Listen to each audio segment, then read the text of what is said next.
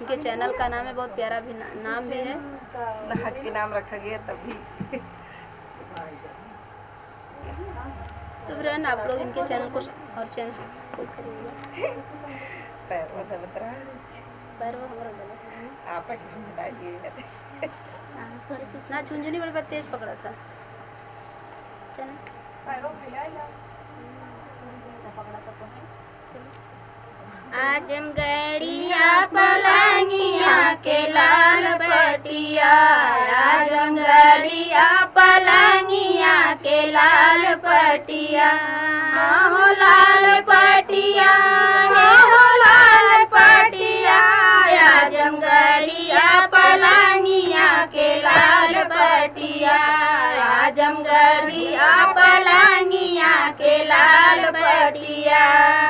सोने की थाली में जेवना परोसे, सोने की थाली में जेवना परोसे, अरे नाना घेरे में बिगाड़े रोटिया, आजमगढ़िया पलंगिया के लाल पटिया, आजमगढ़िया पलंगिया के लाल पटिया। झझरे गेरुआ गंगा जल पानी, झझरे गेरुआ गंगा जल पानी, गेरुआ न गोटे गगरी, आजमगढ़िया पलंगिया के लाल पटिया, आजमगढ़िया पलंगिया के लाल पटिया।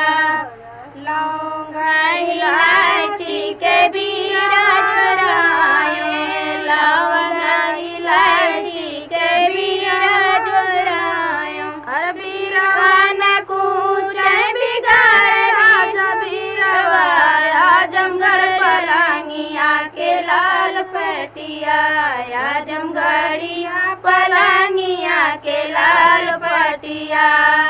चंपा चमेली कैसे जिया लगायो, चंपा चमेली कैसे जिया लगायो, हर से जिया न सोए बिगाड़े हाजत तैया, आजमगढ़िया पलंगिया के लाल पटिया, आजमगढ़िया पलंगिया के लाल पटिया। आजमगढ़िया पलंगिया के लाल पटिया, हो लाल पटिया, हो लाल पटिया, आजमगढ़िया पलंगिया के लाल पटिया। तो फ्रेंड गीत कैसे लगा कमेंट में बताना, और दीदी के चैनल को ज़्यादा से ज़्यादा सपोर्ट करना। बहुत बहुत धन्यवाद आप सबका।